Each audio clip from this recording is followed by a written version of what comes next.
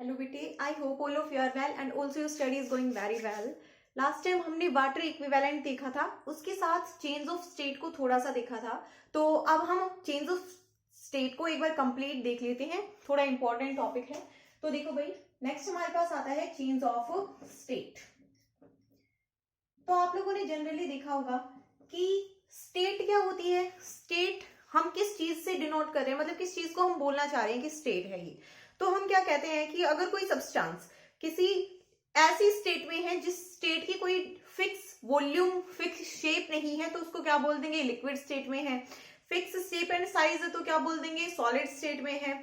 और कुछ भी नहीं है तो हम क्या बोल देंगे, गैसियस स्टेट में है। ठीक है, तो जनरली हमारे पास कितनी स्टेट्स होती हैं, जनरली हमारे पास 3 स्टेट्स होती है मैटर की, सॉलिड, लिक्विड एंड गैसेस। आप जो नॉर्मली 2 स्टेट्स देखते होंगे अपने डे टू डे लाइफ में, आपने काफी बार देखी होंगी।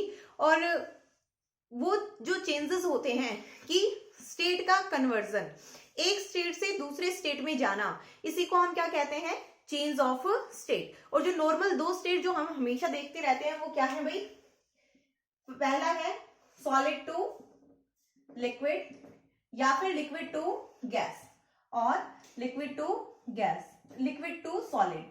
ठीक है, एक तो ये चेंज ऑफ स्टेट हो गई कि हम या तो सॉलिड टू लिक्विड देख रहे हैं या फिर लिक्विड टू गैस।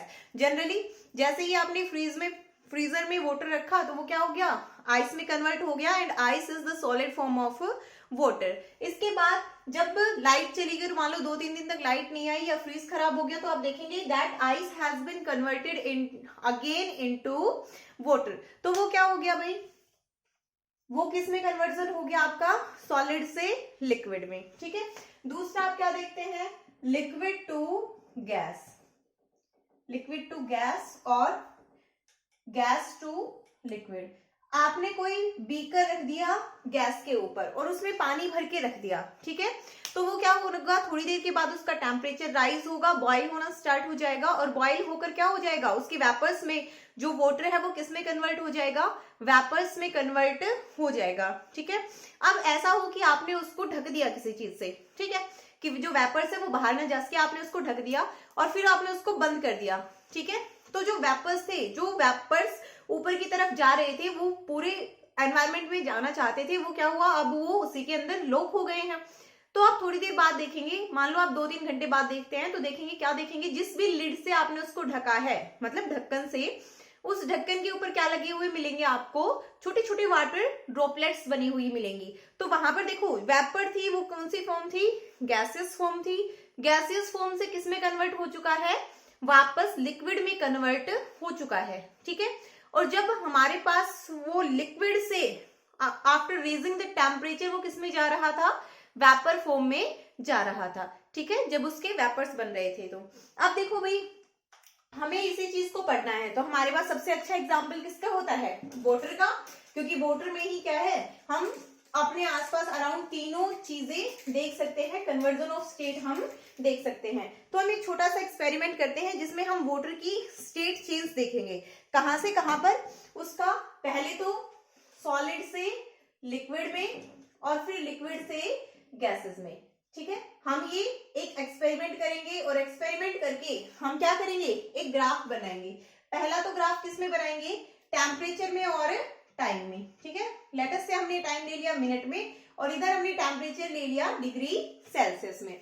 तो आप लोग क्या देखेंगे, जब ये ग्राफ बनेगा तो यहाँ पर क्या है, 0 डिग्री सेल्सियस। हम क्या कर रहे हैं, वाटर के टेम्परेचर को मेजर कर रहे हैं थर्मोमीटर की हेल्प से। ठीक है, तो हम देखेंगे कि जो आपका जो टेम्परेचर है, कुछ देर तक तो आपने उस सब्सटेंस को हीट करना स्टार्ट किया। अब जैसे आप उसको हीट करना शुरू करेंगे तो कुछ देर तक सब्सटेंस का टेम्परेचर कितना रहेगा, 0 डिग्री सेल्सियस ही रहेगा। ठीक है, उसके बाद टेम्परेचर राइज होना स्टार्ट होगा, ये पॉइंट ए, ये पॉइंट ए। फिर उसके बाद कुछ इस तरह से दिखेगा आपको कि टेम्परेचर राइज नहीं हो रहा है। ठीक है, इसको मैंने बोल दिया सी और इसको मैंने बोल दिया पॉइंट डी। ठीक है, अब देखो भाई, ये जो आपके पास ग्राफ है, ये कौन सा ग्राफ है, टेम्परेचर का और टाइम के साथ ग्राफ है। ठीक है, अब अगर हम टेम्परेचर और हीट का ग्राफ बनाना चाहें, हम दोनों ग्राफ की हेल्प से क्या करेंगे, ये स्टडी करेंगे।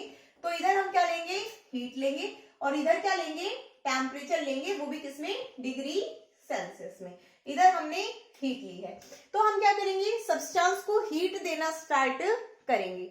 ठीक है, तो जैसे जैसे हमने सब्सटेंस को हीट दी तो उसका टेम्परेचर राइज नहीं हुआ। अब हमने क्या किया, ये जो हमारे पास ये वाला लेवल है इसको हमने क्या मान लिया, 0 डिग्री सेल्सियस। तो जो आइस होती है उसका टेम्परेचर तो लो भी हो सकता है, from 0 degree Celsius, 0 degree Celsius के कंपैरिजन में लो भी हो सकता है। ठीक है, तो हमने मान लिया उसका जो टेम्परेचर था आइस का वो कुछ ना कुछ कम था, 0 डिग्री सेल्सियस से कम था, तो हमने हीट देनी स्टार्ट की। ठीक है, तो जैसे हमने हीट देनी स्टार्ट की तो क्या होगा, यहाँ पर ये जो आपके पास सब्सटेंस है ये यहां से इसका टेम्परेचर क्या होना स्टार्ट हो जाएगा, अप होना स्टार्ट हो जाएगा। ठीक है, अब जैसे ही 0 डिग्री सेल्सियस पर टेम्परेचर पहुंच जाएगा तो उसके बाद टेम्परेचर अप नहीं होगा, अप नहीं होगा तो क्या होगा, यहां पर ये इस तरह से होगा। ठीक है, आपको ये पूरी लाइन नहीं, आपको दिखेगा कि कुछ देर तक आप हीट देते रहे और हीट देने के बावजूद भी टेम्परेचर राइज नहीं हो रहा है। फिर कुछ एक सर्टेन टाइम पर क्या होगा, टेम्परेचर फिर से राइज होगा और फिर उसके बाद आप देखेंगे एक सर्टेन पॉइंट पर जाने के बाद फिर से टेम्परेचर राइज नहीं हो रहा है। ठीक है, हीट के साथ टेम्परेचर राइज नहीं हो रहा है। तो इस तरह का ग्राफ बनता है हीट में और टेम्परेचर में। ये आपका 0 डिग्री सेल्सियस होता है और ये होता है आपका 100 डिग्री सेल्सियस। ठीक है, अब दोनों ग्राफ हमने बना तो दिए कि ऐसे ऐसे ग्राफ हमें मिलेंगे। हमने ये एक्सपेरिमेंट किया और एक्सपेरिमेंट करके एक बार तो हमने क्या लिया, टेम्परेचर की वेरिएशन टाइम के साथ देखी तो हमारे पास ऐसा ग्राफ आया। दूसरे में हमने टेम्परेचर की वेरिएशन हीट के साथ देखी तो हमारे पास ऐसा ग्राफ आया। अब हम इन दोनों ग्राफ्स को समझना चाहते हैं तो क्या है, देखो भाई, पहले टेम्परेचर और टाइम का ग्राफ देखते हैं हम। तो इसमें देखो दोनों ग्राफ को साथ साथ ही पढ़ लेंगे। तो इसमें देखो जो आपके पास OA लाइन है ग्राफ की, ये क्या शो कर रही है, ये लाइन शो कर रही है कि यहाँ पर जो 0 डिग्री सेल्सियस आपने टेम्परेचर देखा, नोट किया, वहां पर जो वाटर था वो किस फॉर्म में था, सॉलिड में, मतलब आइस की फॉर्म में था। ठीक है, इसके साथ जैसे जैसे टाइम कन्वर्ट होता चला गया, आप तो उसको हीट तो कर ही रहे हो, विदाउट हीट तो स्टेट चेंज होगी ही कैसे, तो आप उसको हीट कर रहे हो। तो जैसे जैसे टाइम अप होता हुआ चला गया तो क्या हुआ, ये आइस से किस में कन्वर्ट होता चला गया, वाटर में। ठीक है, मतलब क्या हो रहा है, फेज चेंज हो रहा है। ठीक है, फेज चेंज हो रहा है। बट ये आइस से जब वाटर में जा रहा है तो उसका टेम्परेचर राइज नहीं हुआ। पहले क्या हुआ, कुछ देर में ये वाटर भी था, ये कितने डिग्री सेल्सियस पर था, 0 डिग्री सेल्सियस पर। ठीक है, बहुत ही इंपॉर्टेंट बात है, नोट करके रखें कि वाटर यहाँ पर क्या हुआ है, आइस टू वाटर, तो जो हमने हीट दी वो सिर्फ और सिर्फ किस में कंज्यूम हुई है, फेज चेंज करने में कंज्यूम हुई है, टेम्परेचर को राइज नहीं कर पाई, सिर्फ इसकी स्टेट को चेंज किया है उसने। ठीक है, इसीलिए इस तरह का ग्राफ आया है। Next A to B, A to B में क्या दिखा रहा है, टेम्परेचर रेज दिखा रहा है। ठीक है, टाइम के साथ साथ जैसे ही अब ये कंप्लीट आइस वाटर में चेंज हो चुकी है उसके बाद क्या होगा, इसका टेम्परेचर 0 डिग्री से राइज होना स्टार्ट हो जाएगा। ठीक है, अब 0 डिग्री से राइज होना स्टार्ट हो चुका है, किसमें, 0 से 10, 20, 30 इस तरह से जाएगा। अब यहां पर जैसे ही ये 100 डिग्री सेल्सियस पर पहुंचा तो क्या होगा, अब 100 डिग्री सेल्सियस पर पहुंचकर और टेम्परेचर राइज नहीं होगा, क्योंकि 100 डिग्री सेल्सियस पर वाटर का क्या आ जाता है, बॉइलिंग पॉइंट आ जाता है। तो वाटर किस में कन्वर्ट होना स्टार्ट हो जाएगा, वाटर से वेपर में। ठीक है, तो टाइम के साथ आप क्या देखेंगे, उस सब्सटेंस का, उस वाटर का टेम्परेचर चेंज नहीं हो रहा, बट क्या हो रहा है, उसका फेज चेंज हो रहा है, वो वाटर से किस में जा रहा है, वेपर्स में जा रहा है। ठीक है, इसीलिए आपको ये कांस्टेंट ग्राफ दिखाई दे रहा है यहाँ पर। ठीक है, आप देखो इधर वाले पे बात कर लेते हैं। ठीक है, ये है आपके पास टेम्परेचर और ये है आपके पास हीट। तो यहाँ पर देखो हमने क्या कह दिया कि लेट अस से जो आइस का टेम्परेचर था वो कम था in comparison to 0 degree Celsius, हमने बोल दिया -4 डिग्री सेल्सियस पर थी आइस। अब जब -4 डिग्री सेल्सियस पर थी तो जैसे आपने हीट देनी स्टार्ट की तो यहां से पहले तो ये क्या करेगी, उसका मेल्टिंग पॉइंट कितना है आइस का, 0 डिग्री सेल्सियस। तो ये यहां से इसको मेल्ट करना स्टार्ट नहीं करेगी, पहले वो हीट क्या करेगी, उसको उसके मेल्टिंग पॉइंट तक लेकर आएगी। अब जब इसको मेल्टिंग पॉइंट तक लेकर आएगी तो ये यहां से इसका टेम्परेचर इंक्रीज होना स्टार्ट हुआ हीट के साथ, यहां पर 0 डिग्री सेल्सियस पर आइस का टेम्परेचर पहुंच गया। अब 0 डिग्री सेल्सियस पर आइस का टेम्परेचर पहुंच गया, यहां पर पहुंचने के बाद अब इसका क्या आ चुका है, मेल्टिंग पॉइंट। ये क्या है, वाटर का मेल्टिंग पॉइंट है। तो जैसे ही मेल्टिंग पॉइंट पर पहुंच गया तो अब यहाँ पर ये क्या होगा, ये जो ग्राफ है ये वाली लाइन किसको शो करेगी, फेज चेंज को, ठीक है। और फेज चेंज भी कौन सा, आइस टू वाटर, ठीक है। कौन सा फेज चेंज दिखा रही है ये, आइस टू वाटर। मतलब उसके बाद जब आप हीट देते रहेंगे तो वो सब्सटेंस अपना टेम्परेचर राइज नहीं करेगा, क्या करेगा, फेज चेंज करेगा, ठीक है, आइस से वाटर में। इसके बाद क्या होगा, जैसे आप हीट देंगे, ये थोड़ा सा स्ट्रेट ज्यादा बन गया ना, इस तरह से बना लो। जैसे आप हीट देंगे तो ये वाला जो पोर्शन है आपके पास, ये पोर्शन क्या दिखा रहा है कि हीट के साथ टेम्परेचर राइज हो रहा है, ठीक है। हीट के साथ क्या हो रहा है, टेम्परेचर राइज हो रहा है। अब राइज कब तक होगा, 100 डिग्री सेल्सियस तक राइज होगा। बट जैसे ही 100 डिग्री सेल्सियस पर पहुंचा तो वाटर का क्या हो चुका है, बॉइलिंग पॉइंट आ चुका है। वाटर का क्या आ चुका है, बॉइलिंग पॉइंट, ये आ गया वाटर का बॉइलिंग पॉइंट। तो अब ये जो स्ट्रेट लाइन है आपके पास, ये फिर से किस चीज को दिखाएगी, फेज चेंज को दिखाएगी। किसको दिखाएगी, फेज चेंज को।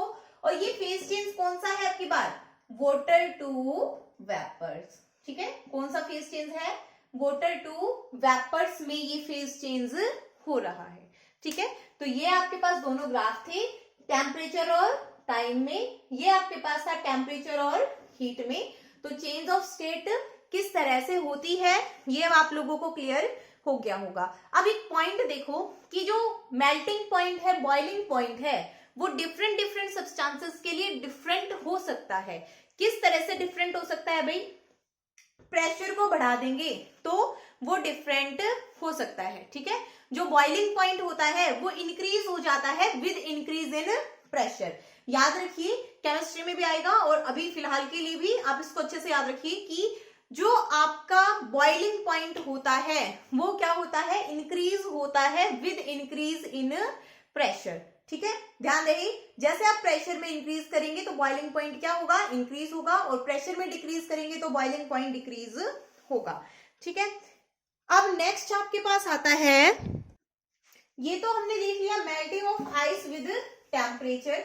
अब हम देखना चाहते हैं melting of ice with pressure, कि अगर हमने प्रेशर से मेल्टिंग ऑफ आइस की तो क्या होगा। तो आप क्या करेंगे, ये भी एक एक्सपेरिमेंट के थ्रू देखेंगे कि प्रेशर से मेल्टिंग पॉइंट मतलब आइस किस तरह से मेल्ट होती है। तो यहाँ पर आपने कोई दो वुडन ब्लॉक्स ले लिए, इनके ऊपर क्या रख दी, एक बर्फ का पूरी स्लैब रख दी। यहाँ पर आपने इस स्लैब से ऊपर से यहाँ पर एक वेट यहाँ पर लटका दिया और दूसरा वेट इसको क्रॉस करता हुआ गया ऐसे, मतलब ये इस टाइप की स्लैब होगी ना, इस टाइप की, तो ये दूसरा यहां से ऐसे दो वेट आपने लटका दिए, ये भी 5 किलोग्राम है और ये भी 5 किलोग्राम है। इस तरह से आप मान सकते हैं एक स्ट्रिंग से।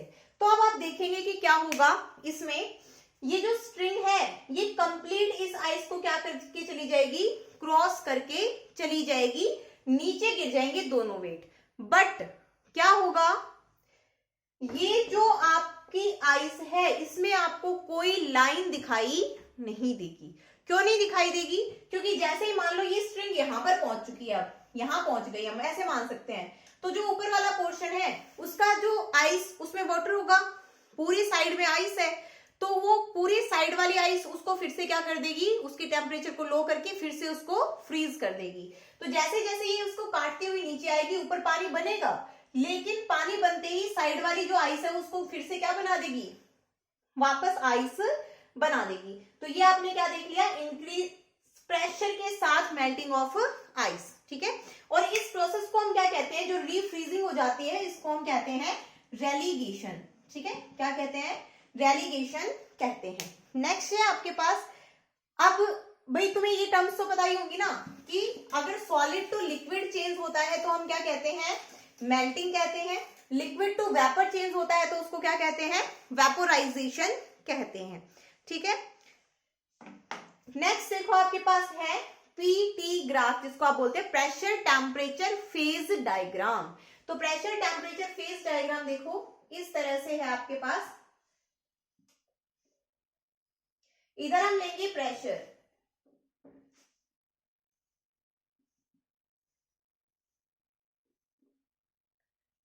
और इधर हम लेंगे टेम्परेचर। ठीक है, नेक्स्ट दो डायग्राम्स के जरिए हम इसको पढ़ेंगे।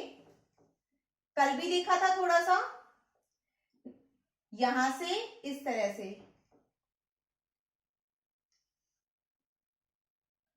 और ये कुछ ऐसे, ये लाइनें इस तरह से मिल रही थी।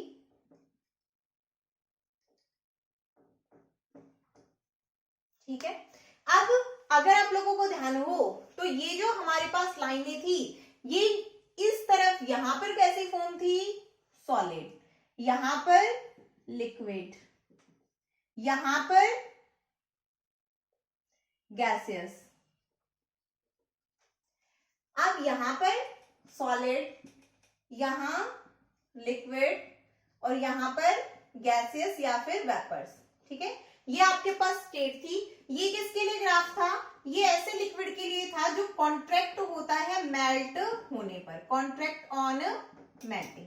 और ये कैसे सब्सटेंस के लिए था, जो एक्सपैंड होता है मेल्टिंग पर। ठीक है, विच एक्सपैंड ऑन मेल्टिंग।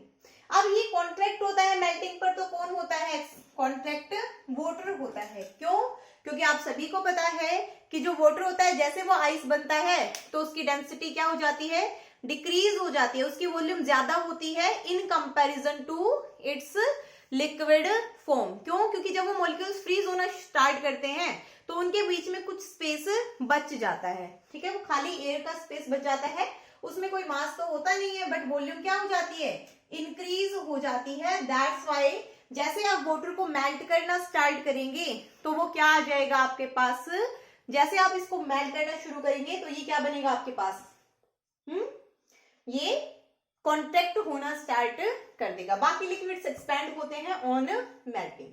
तो अब बताओ भाई, लिक्विड से वेपर में कन्वर्ट होगा तो ये आपके पास क्या बनेगा, वेपोराइजेशन लाइन। कौन सी लाइन बनेगी, वेपोराइजेशन लाइन। अब सॉलिड टू वेपर्स में चेंज होगा तो ये जो लाइन बनेगी ये कौन सी बनेगी, सब्लिमेशन लाइन। ठीक है, sublimation line. Solid to liquid convert होगा तो आप इसको क्या बोलेंगे, फ्यूजन लाइन। ठीक है, क्या बोलेंगे इसको, फ्यूजन लाइन। नेक्स्ट है आपके पास, जब यहां पर इस वाले की बात कर लेते हैं हम, ठीक है, इसकी बात करेंगे तो ये हमारे पास जब आएगा कि सॉलिड टू लिक्विड कन्वर्ट होगा तो इसके लिए हम क्या बोलते हैं, लिक्विड टू वेपर में अगर चेंज हो रहा है तो हम इसको क्या बोलेंगे, स्टीम लाइन। ठीक है, क्या बोलेंगे, स्टीम लाइन। इस लाइन को हम क्या बोलेंगे, होरफ्रोस्ट लाइन। ठीक है, होरफ्रोस्ट लाइन। और यहां पर ये कौन सी होगी आपकी, आइस लाइन। ठीक है, तीनों क्लियर हैं। अब हम इसके बारे में और आगे देखना चाहते हैं। ठीक है, जो हमारा प्रेशर टेम्परेचर ग्राफ है, ये क्या है, ये pressure temperature graph in case of change of state. तो देखो भाई क्या है इसमें, ये जो हमारे पास ग्राफ है ये वाला कौन सा पोर्शन दिखा रहा है, वाटर का पोर्शन दिखा रहा है। ठीक है, तो ये जो लाइन है हमारे पास आइस लाइन और ये फ्यूजन लाइन, ये सेम होती हैं और दिखाती किस चीज को है, दोनों ही आइस लाइन और फ्यूजन लाइन दोनों किस चीज को शो करती हैं, इन पर अगर आप इन पर्टिकुलर लाइंस पर कोई पॉइंट ले लें तो उसका जो प्रेशर और टेम्परेचर होगा, अगर आप उसी प्रेशर और टेम्परेचर पर सब्सटेंस को रखेंगे तो क्या होगा, वो सब्सटेंस आपको दोनों स्टेट में मिलेगा। और दोनों कौन कौन सी, जिन दोनों पार्ट्स को ये कनेक्ट करती है, दैट मीन्स सॉलिड में और लिक्विड में। ठीक है, मतलब यहां पर लेटस से आपने ये पॉइंट ले लिया, इस पॉइंट के लिए यहां पर प्रेशर देखो, टेम्परेचर देखो। इस प्रेशर टेम्परेचर पर अगर आप वाटर को लेंगे तो वो आपको दोनों स्टेट में मिलेगा भाई, सॉलिड में भी और लिक्विड में भी। ठीक है, नेक्स्ट है आपके पास स्टीम लाइन और वेपोराइजेशन लाइन। ठीक है, steam line and vaporisation line. ठीक है, ये जो लाइन है इसमें अगर आपने किसी पॉइंट को ले लिया तो इसमें वो आपको दोनों फॉर्म में मिलेगा, लिक्विड में भी और वेपर्स में, मतलब गैसेस में भी। ठीक है, लिक्विड और गैसेस में दोनों स्टेट में वो सब्सटेंस आपको मिलेगा। नेक्स्ट होरफ्रोस्ट लाइन या फिर सब्लिमेशन लाइन। होरफ्रोस्ट लाइन और सब्लिमेशन लाइन, इनके कोरस्पॉन्डिंग किसी भी पॉइंट पर अगर आपने प्रेशर और टेम्परेचर लिया तो उस पर अगर आप सब्सटेंस को देखेंगे तो वो आपको दोनों स्टेट में मिलेगा, that means solid and gases. कौन कौन सी स्टेट में मिलेगा? सॉलिड में एंड गैसेस में। ठीक है, अब देखो भाई, क्या ये तीनों लाइन कहीं पर कट करेंगी? बिल्कुल कट करेंगे किसी एक पॉइंट पर। जब आप इनको एक्स्ट्रा प्लॉट करोगे और जहां पर ये तीनों लाइन कट करेंगी उसको आप क्या बोलेंगे? Triple point. क्या बोलेंगे उस पॉइंट को आप?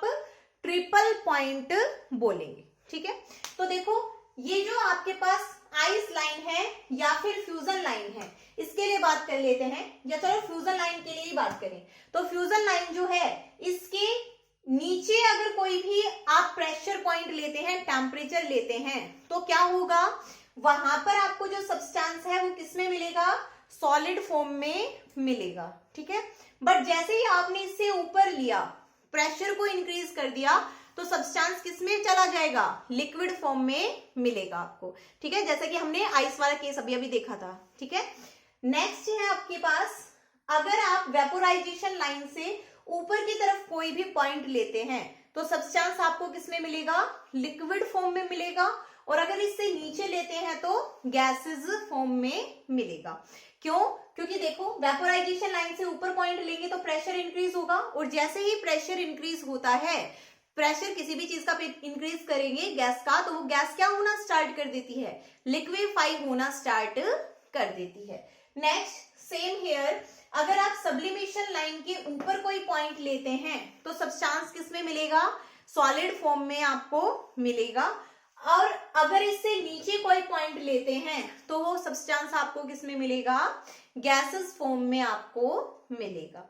ठीक है, अब फ्यूजन लाइन को इन केस ऑफ वाटर हम कहते हैं आइस लाइन, वेपोराइजेशन लाइन को इन केस ऑफ वाटर हम कहते हैं स्टीम लाइन, और सब्लिमेशन लाइन को इन केस ऑफ वाटर हम कहते हैं hoarfrost line. What about triple point? ये जो पॉइंट है इस पॉइंट को क्या कहेंगे? Triple point. ये पॉइंट है ट्रिपल पॉइंट। तो ट्रिपल पॉइंट क्या होता है? ट्रिपल पॉइंट वो पॉइंट होता है जहां पर फ्यूजन लाइन, वेपोराइजेशन लाइन और सब्लिमेशन लाइन मिलती हैं। ठीक है, तीनों लाइन मिलती हैं, उस पॉइंट को आप क्या कहते हैं?